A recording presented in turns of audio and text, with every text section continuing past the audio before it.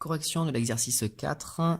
Tracer un graphique pour identifier un composé chimique. Exercice 4. Tracer un graphique pour identifier un composé chimique. On nous parle d'un glaçon dans lequel on a placé au préalable, c'est-à-dire avant de le congeler, un thermomètre. Et tout ça, c'est dans un bécher. On pose le bécher sur un bec électrique et on l'allume à la date t égale 0. On relève ensuite la température toutes les minutes et on obtient le résultat suivant. Donc on voit ici le temps qui s'écoule et ici la température au cours du temps. Première question, il va falloir tracer sur une feuille de papier millimétré le graphique représentant les variations de température sur l'axe des ordonnées en fonction du temps, l'axe des abscisses. Je vous rappelle donc l'axe des ordonnées, si j'écris la lettre O, le stylo remonte, donc ça va être un axe qui va être vertical. Et l'axe des abscisses, si j'écris la lettre A, ça me donne un axe qui est horizontal. Donc en fait, si je fais ça au brouillon, ordonnée, c'est quoi? C'est l'axe de la température et en degrés Celsius. Et sur l'axe des abscisses, je vais avoir le temps en minutes. Je regarde les échelles. Sur l'axe des abscisses, je vais avoir 1 cm pour 2 minutes et sur l'axe des ordonnées, 1 cm pour 4 degrés. Donc je vais réfléchir dans quel sens il faut que je prenne la feuille. La feuille, je vous rappelle, le papier millimétré, je peux la prendre dans ce sens-là, format portrait, ou alors dans ce sens-là, format paysage. Si je veux que mon graphique rentre sur ma feuille, il va falloir que je réfléchisse un petit peu. Si 1 cm correspond à 4 degrés, je vais aller de à peu près 0 degré jusqu'à peu près 100 degrés. Donc en fait, il me faut à peu près 25 cm, puisque 25 fois 4, ça va faire 100. Donc si je veux avoir 25 cm disponibles pour représenter la température, c'est donc l'axe qui est vers le haut, il va falloir que je prenne la feuille dans le sens portrait. Et c'est le long de ce côté de la feuille-là que je vais pouvoir avoir 25 cm. Sur ce côté-là, le petit côté, je ne vais pas obtenir 25 cm. Donc déjà, je sais que je vais placer donc ma feuille comme ceci et je vais tracer les axes.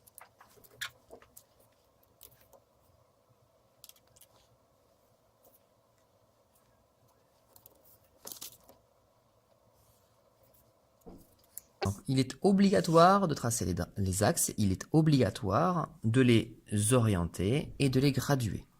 Pour les graduer, j'utilise simplement l'échelle qui m'est donnée. Je sais que pour l'axe des abscisses, c'est donc 1 cm pour 2 minutes.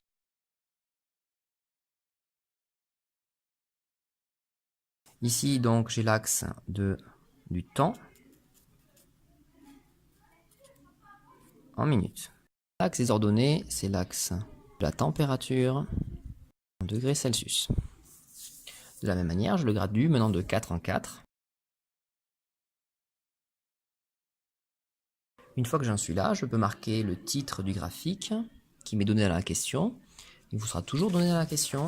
Donc ici, je relève le titre du graphique.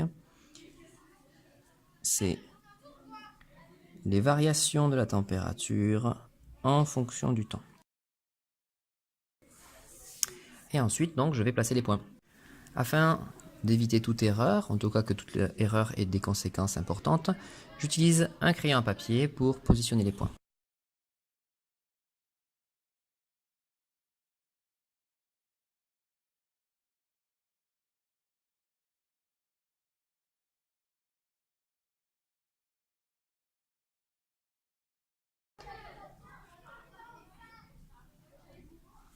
Voilà, tous les points étaient placés. Maintenant, je vais relier les points. Alors, je vous rappelle que ici, les points, on voit bien qu'ils ne sont pas alignés du tout. Donc, on relie les points à main levée. On essaie d'être le plus régulier possible. Et même si on passe un petit peu à côté du point, ce n'est pas très grave. Ce sont des points expérimentaux, donc ils sont attachés d'une certaine erreur. Maintenant qu'on a tracé le graphique, on vérifie qu'on a tout noté. Donc là, il nous manque simplement à rappeler l'échelle que l'on a utilisée pour ce graphique-là. Donc en fait, des échelles, il y en a deux. Il y a l'échelle en ordonnée et l'échelle en abscisse. En ordonnée, on avait donc 1 cm pour 4 degrés.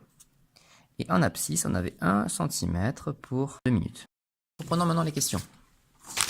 Donc question A, elle est finie. On passe à la question B. Le corps chauffé est-il un corps pur? Pourquoi? Donc je vous rappelle que on reconnaît les corps purs parce que la température ne change pas lors des changements d'état. Ici, on regarde, est-ce que l'on observe des paliers, c'est-à-dire des endroits où la température ne change pas? Effectivement, ici, on a un moment où la température ne change pas. Et on a aussi ici un palier, vraiment. Donc ici, effectivement, on a un corps pur. Quand on parle de corps, ça veut dire un objet, un liquide, par exemple. Ça ne veut pas dire un corps humain. Question petit c, faire apparaître sur le graphique les mots suivants. Palier de fusion, état solide, liquide plus gaz, gaz, solide plus liquide, palier de vaporisation, température de vaporisation et température de fusion. Ça fait beaucoup de choses. Au départ, on avait donc un glaçon. On était uniquement à l'état solide. Ici, le solide commence à fondre et il finit de fondre à ce moment-là. Donc ici, on aura un mélange solide plus liquide.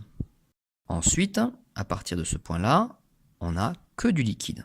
Que du liquide jusqu'à ce qu'on change à nouveau d'état. Et donc le changement d'état suivant se trouve ici, lorsqu'on va observer le palier suivant. Entre les deux traits faits en pointillé, c'est-à-dire entre là et là, on n'a que du liquide. Durant le palier, les deux états physiques existent. Donc ici, on va avoir un mélange de liquide et de gaz.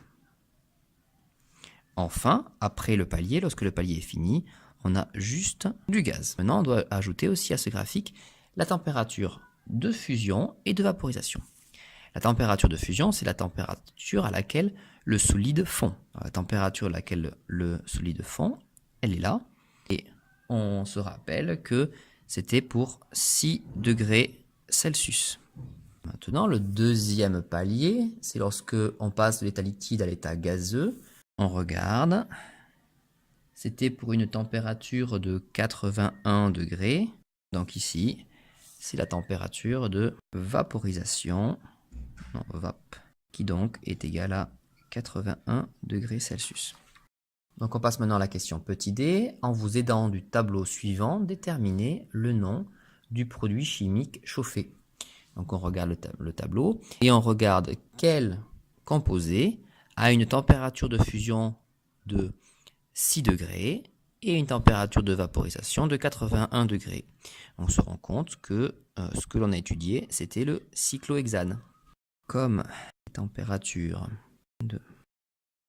respectivement de 6 degrés Celsius et de 81 degrés Celsius, alors on en déduit que alors je vais continuer en dessous, produit chauffé et du cyclohexane. Donc cette technique-là, de mesurer la température au cours du temps et de, en particulier, regarder la température de fusion et de vaporisation, c'est une technique qui permet d'identifier un corps. Ici, on a identifié le cyclohexane.